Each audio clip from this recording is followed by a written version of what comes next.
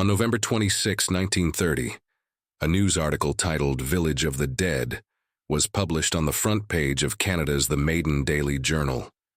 This alarming report sent waves of fear across the nation, detailing the mysterious disappearance of an entire Inuit tribe overnight in northern Canada.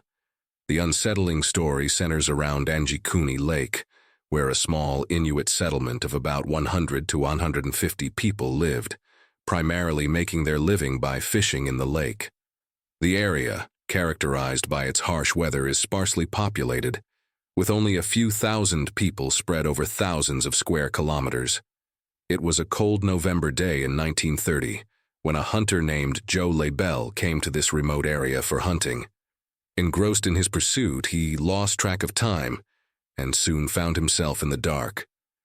Remembering the Inuit tribe by the lake, known for their hospitality, he decided to spend the night there. As he approached the settlement, he noticed absolute silence. The moonlit night revealed no signs of life, only the sound of his own footsteps. When he reached the village, he was met with an unsettling scene. No people or animals were in sight. Smoke still rose from some of the chimneys, and cooking utensils were left on stoves with burnt food, suggesting the villagers had left in a hurry. Joe Labelle's anxiety grew as he explored the deserted homes. He found clothes half sewn with needles still in them, and saw that the dogs, tied up and unfed, had died of hunger. He also discovered a freshly dug grave, adding to the mystery. Overwhelmed with fear, Labelle hurried to the nearest telegraph office to alert the authorities. Royal Canadian Mounted Police quickly responded, verifying Labelle's account. At first, they suspected an attack on the villagers, but there were no signs of struggle or bloodshed. The police launched a search operation, only to find another baffling detail. There were no footprints in the snow except Labelle's footprints. The snow-covered lake was undisturbed, with the villagers' boats pulled ashore.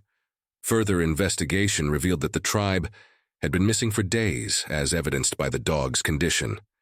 The police were puzzled as there was still smoke coming from some fires, indicating the villagers hadn't been gone long. Despite extensive searches, the fate of the Inuit villagers remains a mystery, with no evidence to explain their sudden disappearance. After several months of fruitless searching, the police eventually closed the case as unsolved, and over time, people forgot about it. 50 years later, in 1984, writers Roger Bohr and Nigel Blunder revisited the incident, publishing an article suggesting an extraterrestrial connection. They interviewed a hunter and his sons near Anjikuni Lake, who claimed to have seen flying objects of various shapes near the lake. The writers speculated that aliens might have abducted the villagers. However, without concrete evidence, this theory was largely dismissed. In the years that followed, numerous theories and stories about the disappearance of the Inuit tribe emerged, but none provided definitive answers.